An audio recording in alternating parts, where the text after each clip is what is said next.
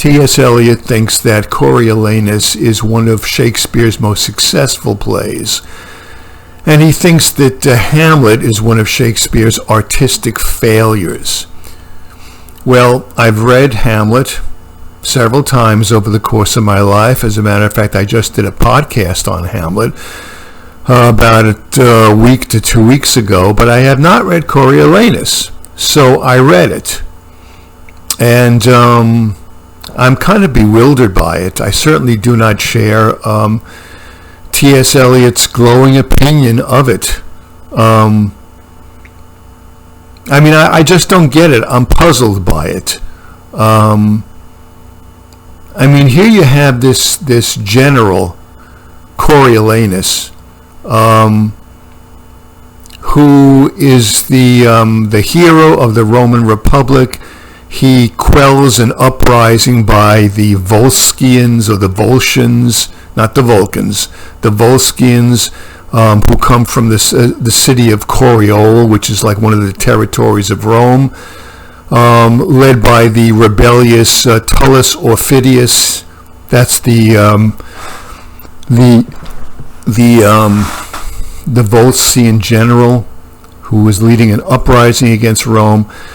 So Coriolanus quells the uprising. Every time he defends Rome, he fights another uprising, whatever it is, he always wins. He's always garnering scars for his beloved Rome. He's the hero of Rome. He's the undisputed martial champion of Rome. And his last victory over the Volscians and Tullus Aufidius was so enormous that the Romans want to make him consul, or one of the two consuls of Rome. They want to promote him to consul because he's so idolized. The only thing is, Tullus Aufidius can't stand the plebeians, the common people. He has great contempt for them, and the people know this. Okay, so as part of the ritual, apparently, for somebody who is in the running to become a consul of Rome, part of the ritual, the process, is that he has to go before the common people, the plebeians, the general citizenry, and he has to just show them his all of the scars he has gotten, all the wounds he has accrued in defending Rome over the course of his successful career. And Coriolanus doesn't want to do this. He just feels great. He has to basically humble himself before the people, and he has to tell them, if you elect me consul, I'll stand up for you. I'll be there for the Roman people. He can't bring himself to do this. He has too much contempt for the Roman people, the commoners. He knows he's a member of the nobility. He only respects the Senate and the nobility,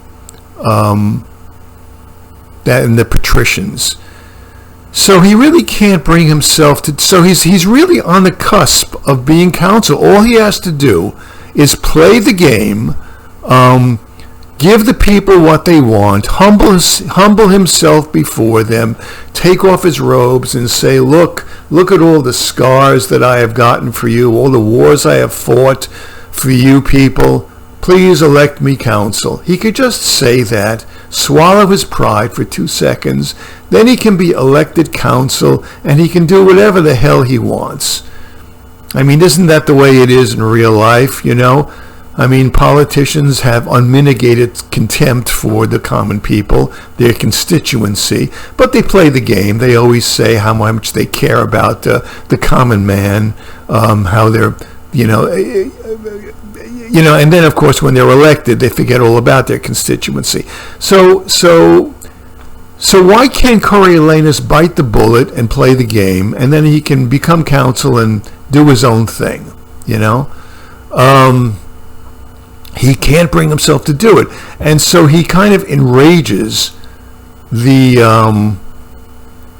common people of Rome, the plebeians, And he enrages them so much, and they're kind of whipped up into a frenzy by these two tribunes, Brutus and I think Cecilius, something like that. So what happens in the end is that they hate him so much, the common people, that they basically exile him. They throw him out of Rome. I mean, he's always putting his foot in his mouth. His pride always gets in the way, Coriolanus. And Coriolanus is absolutely outraged that he has been exiled from Rome. You know, what do you expect him to say? After all that I've done for you, you people, you know, after all the wars I've fought for you, this is how you're going to treat me?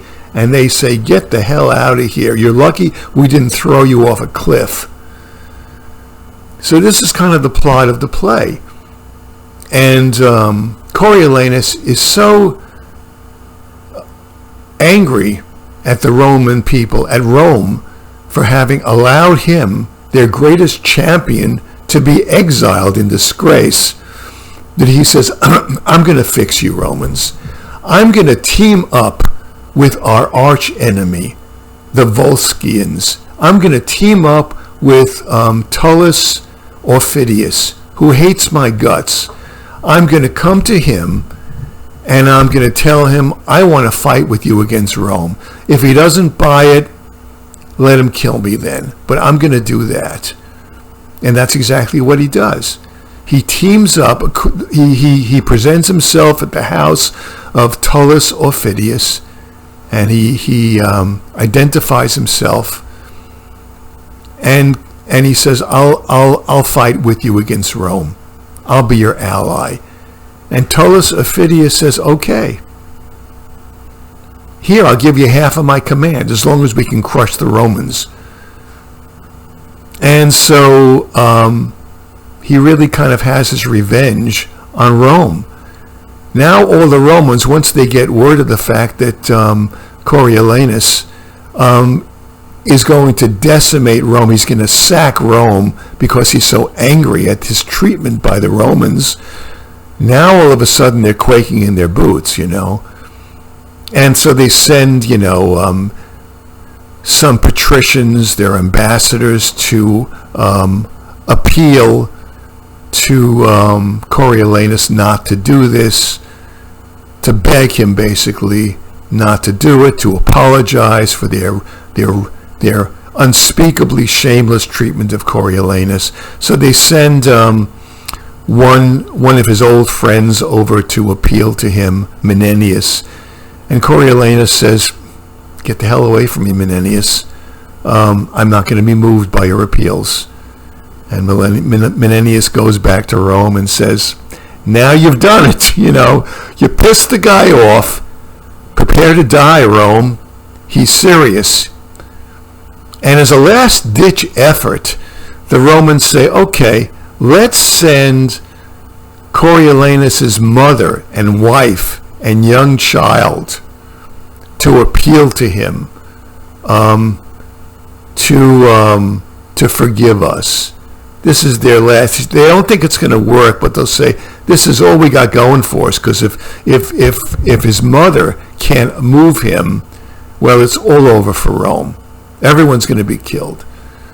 So his mother, Volumnia, and his wife, Valeria, and some other lady, not Valeria, Virginia, Virgilia, I think, or Virgilia, that's his wife. So they approach Coriolanus, and, you know, since it's his mother and his wife and his kid, I mean, Coriolanus can't just say, get the hell out of here. And what do you know? Coriolanus, as much as he doesn't want to, is moved by the appeals of his mother to forgive the Romans and to return to Rome and not to wage war on Rome. And here's the part, up to this part in the play, I had great respect, as did everybody, for Coriolanus.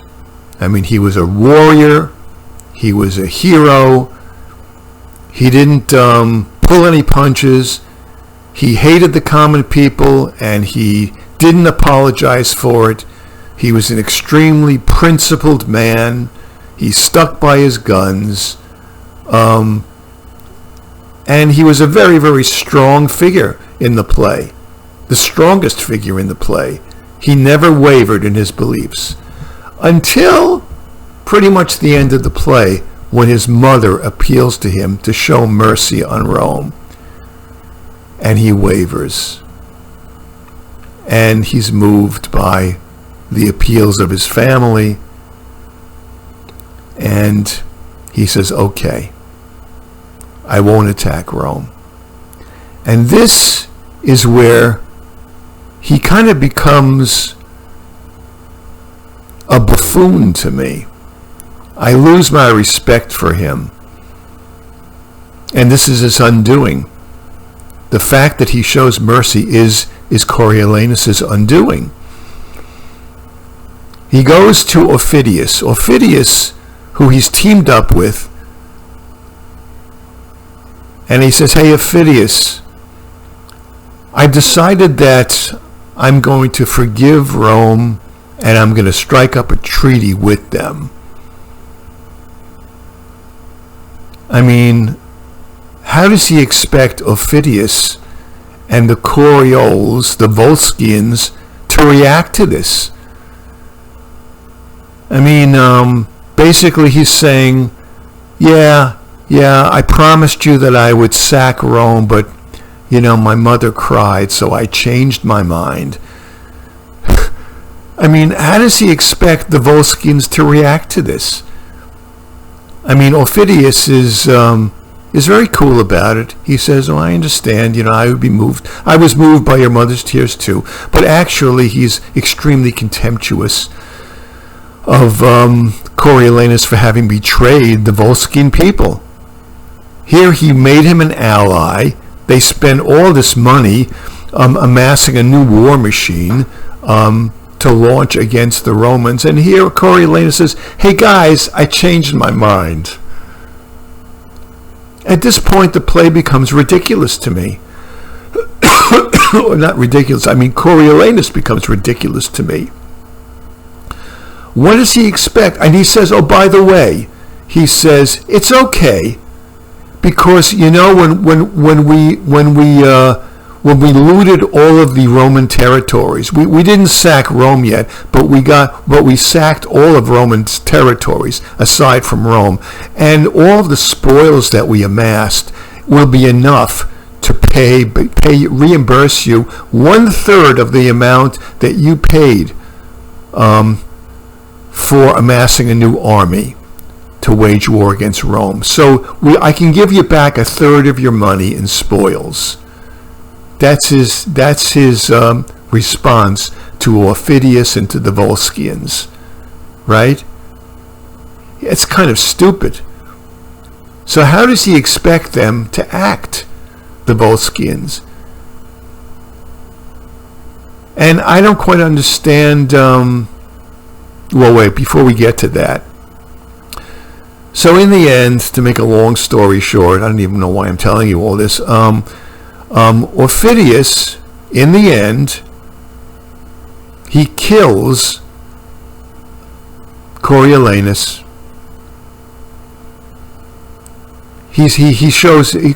Aufidius says, Coriolanus, you wanted to fuck us over after I took you in as an ally. You, my most hated enemy. I took you in. I gave you half of my command. I trusted you. And you betrayed us because your mother wept. And he kills him. And of course the Volscian patricians and lords say, oh, why did you do that, Aufidius? Why did you do that? Why did you have to resort to violence? And Aufidius says, but trust me, it was for the best, because this traitor, Coriolanus, would have screwed you over sooner or later. You'll see the wisdom in my having killed Coriolanus later. But he says at the very end, he was a noble guy, so let's bury him with noble honors. And the play ends that way. So he kind of he kind of, I'm not sure what Shakespeare was shooting for in this play, and I'm not really sure why this play was a tragedy. Is it a tragedy because Coriolanus has this tragic flaw, his pride? I don't know if it's so much a tragic flaw in him. I mean, look, I have a lot of thoughts about this. Coriolanus, his real name is Caius Marcius, but they gave him the name Coriolanus because he basically conquered Coriol, conquered the Volscians. So anyway, Coriolanus is a warrior. He's not a politician. He's at his best when he's spilling blood, fighting for the Roman people. But when it becomes political, when he's going to become a consul, which is a political office, he doesn't know how to play the game. He doesn't know how to shut his mouth and swallow his pride until he gets in office. Is that a tragic flaw? It's a flaw in him, but I don't know how tragic it is. I don't think it's tragic in the same way that, Hamlet's ambition, Macbeth's ambition is tragic, or Othello's jealousy is tragic. I don't know if it rises to that level. In a way, his pride, you can admire it. The guy is very principled. He can't stand the mob, the rabble, who are extremely fickle, and they are, as Shakespeare makes abundantly clear in this play. So you have to admire him for it, He hates him, and he's unapologetic for it. So I don't know how much this is a tragic flaw in him.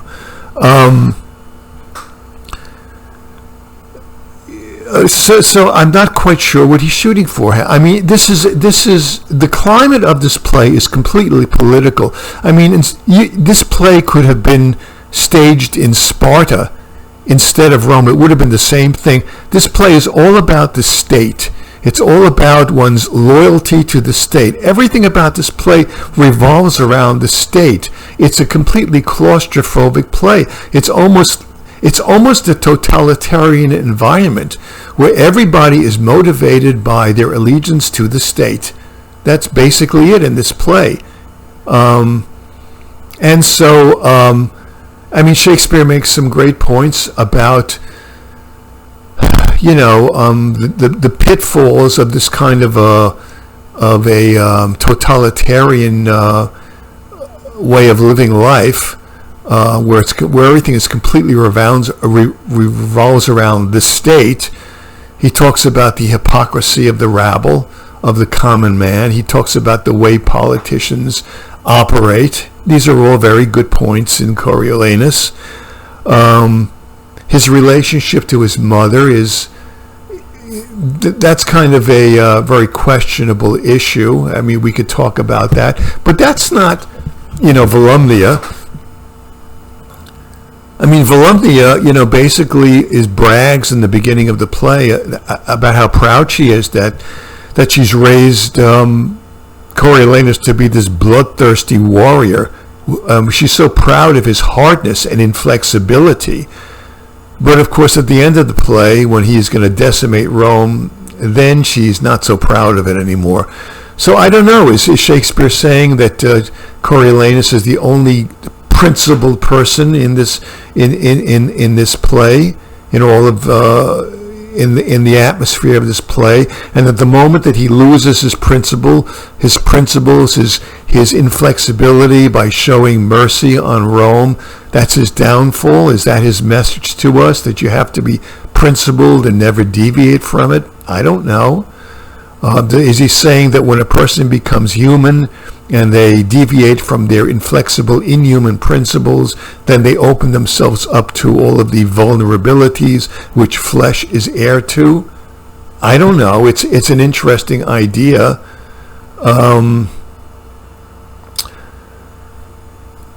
So I'm kind of left questioning it. Clearly, to my mind, Coriolanus is a schmuck by the end of this play. What does he expect when he betrays Orpheus and the Volscians by saying, oh, gee, mom cried, so forget all that stuff about sacking Rome. How does he expect the Volscians to react? So I'm puzzled by this. I mean, in Macbeth, even Macbeth is killing people left and right. He's a bloody murderer. I mean, you feel enormous respect for Macbeth until the end of the play. You feel enormous respect for Hamlet until the end of the play. For Othello, with his tragic jealousy, I mean, he's a man of substance, Julius Caesar's a man of substance. Coriolanus was a man of substance until Act 5. I think it was Scene 2 or Scene 3. Then he just kind of goes down the toilet. So I find it hard to agree with T.S. Eliot about this being the pinnacle of one of the pinnacles of Shakespeare's playwriting career. I mean, also another thing is, Orpheus, the Volscian general. You can't really see him as a villain. He's not a villain. He's a shrewd general, acting the way appropriately as a shrewd general should, who has been fucked over by a supposed ally of his. He's not a villain to me at all.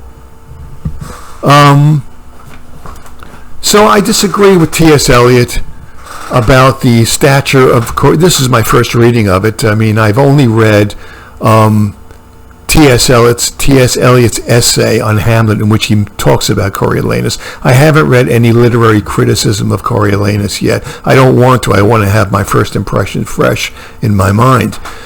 In addition to that, not only do I... hold on for a sec. Okay, so in addition to that, not only do I disagree with the T.S. Eliot's assessment of Coriolanus, but I'm sorry, I'm having trouble with my camera. Hold on one sec. No, I can't help that. Okay, but not only do I disagree with his assessment of Coriolanus, but I also disagree with his assessment of Hamlet being some kind of a failure. I mean, I agree with him. Hamlet might be a failure as a piece of drama to be performed on the stage. In that, I agree with him.